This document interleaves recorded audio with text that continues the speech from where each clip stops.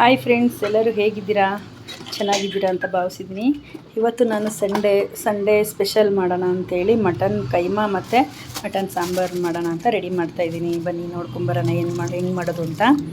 ನೋಡಿ, ಮೊದಲಿಗೆ ನಾನೊಂದು ಅರ್ಧ kg ಮಟನ್ ತಂದು ನೀಟಾಗಿ ಒಂದು 4 ಸರಿ ತೊಳೆದು ವಾಶ್ ಮಾಡಿ ಇಟ್ಕೊಂಡಿದ್ದೀನಿ. ನೆಕ್ಸ್ಟು ಈರುಳ್ಳಿ ಬಿಡಿಸ್ಕೊಂಡಿದ್ದೀನಿ. ಒಂದು ಕುಕ್ಕರ್ಗೆ ಸ್ವಲ್ಪ ಎಣ್ಣೆ ಮತ್ತು ಕಟ್ ಮಾಡಿದ್ದಂತಹ ಈರುಳ್ಳಿ ಹಾಕಿ ಸ್ವಲ್ಪ ಈರುಳ್ಳಿ ಫ್ರೈ ಆದಮೇಲೆ ಮಟನ್ನ ಸೇರಿಸ್ಕೊಂಡು ಅದಕ್ಕೆ ಸ್ವಲ್ಪ ಉಪ್ಪು ಮತ್ತು ಸ್ವಲ್ಪ ಅರಿಶಿನ ಹಾಕ್ಕೊಂಡು ಇದು ಫ್ರೈ ಆಗೋಕ್ಕೆ ಬಿಟ್ಟಿದ್ದೀನಿ. ಇದು ಫ್ರೈ ಆಗೋಷ್ಟರಲ್ಲಿ ನಾವು ಮಸಾಲೆ ರೆಡಿ ಮಾಡ್ಕೊಳ್ಳೋಣ. ಅದಕ್ಕೆ ಸ್ವಲ್ಪ ತೆಂಗಿನ ತುರಿ ಬೇಕು.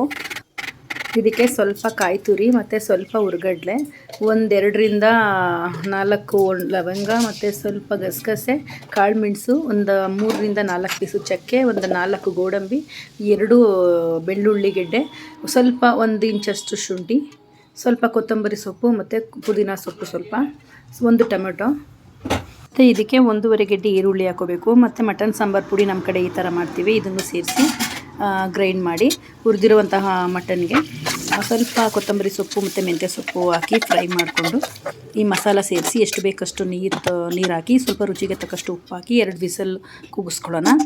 ನೆಕ್ಸ್ಟು ನೋಡಿ, ಕೈಮಾಗೆ ನಾನು ಒಂದು ಇಡೀ ಕಡಲೆನ ಪುಡಿ ಮಾಡಿ ಹಾಕ್ಕೊಂಡಿದ್ದೀನಿ. ಮತ್ತು ಅದಕ್ಕೆ ಅದೇ ಜಾರಿಗೆ ಸ್ವಲ್ಪ ತೆಂಗಿನ ತುರಿ, 1 ಗೆಡ್ಡೆ ಬೆಳ್ಳುಳ್ಳಿ, ಸ್ವಲ್ಪ ಕಾಳು ಮೆಣಸು, ಒಂದು ಸ್ವಲ್ಪ ಗಸಗಸೆ, ಇದನ್ನು 2 ಲವಂಗ, 1 ಪೀಸ್ ಚಕ್ಕೆ, ಒಂದು ಸ್ವಲ್ಪ ಮಟನ್ ಸಾರು ಪೌಡ್ರು, ಇಷ್ಟೂ ಸ್ವಲ್ಪ ಶುಂಠಿ ಹಾಕ್ಕೊಂಡು ಒಂದು ಸ್ವಲ್ಪ ನೀರು ಹಾಕ್ಕೊಂಡು ನುಣ್ಣಗೆ ರುಬ್ಕೊಳ್ಳೋಣ. ಇದಕ್ಕೆ ಮಸಾಲೆ ರೆಡಿ ಆಯಿತು. ಕೈಮಾಗೆ ಮಸಾಲೆ ರೆಡಿ ಆದಮೇಲೆ ಇದಕ್ಕೊಂದು ಮೊಟ್ಟೆ ಹೊಡೆದು ಹಾಕೋಣ.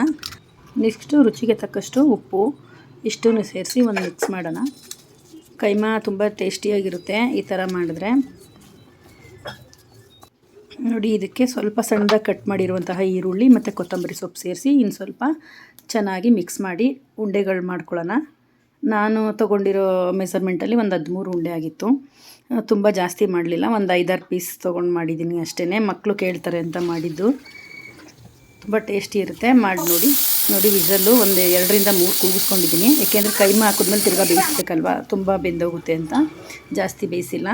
ಎಳೆ ಮಟನ್ ಆದರೆ ಒಂದು 2 ವಿಸಲ್ ಸಾಕು.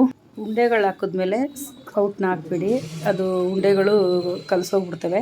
ನೋಡಿ, ಉಂಡೆಗಳೆಲ್ಲ ಬೆಂದಿದೆ ಅಂತ ಗೊತ್ತಾಗಬೇಕಂದ್ರೆ ಎಲ್ಲ ಮೇಲ್ಗಡೆ ಬಂದಿರುತ್ತೆ, ಆವಾಗ ಉಂಡೆಗಳು ಬೆಂದಿದೆ ಅಂತ ಪರ್ಫೆಕ್ಟಾಗಿ ಗೊತ್ತಾಗುತ್ತೆ. ನೋಡ್ತಾ ಇದ್ರೆ ತುಂಬ ಚೆನ್ನಾಗಾಗಿದೆ. ವಿಡಿಯೋ ಇಷ್ಟ ಆಗಿದ್ದರೆ ಪ್ಲೀಸ್ ನಮ್ಮ ಚಾನಲ್ಗೆ ಸಬ್ಸ್ಕ್ರೈಬ್ ಮಾಡ್ಕೊಳ್ಳೋದನ್ನ ಮರಿಬೇಡಿ. ಈ ವಿಡಿಯೋ ನೋಡಿದ್ದಕ್ಕಾಗಿ ಧನ್ಯವಾದಗಳು.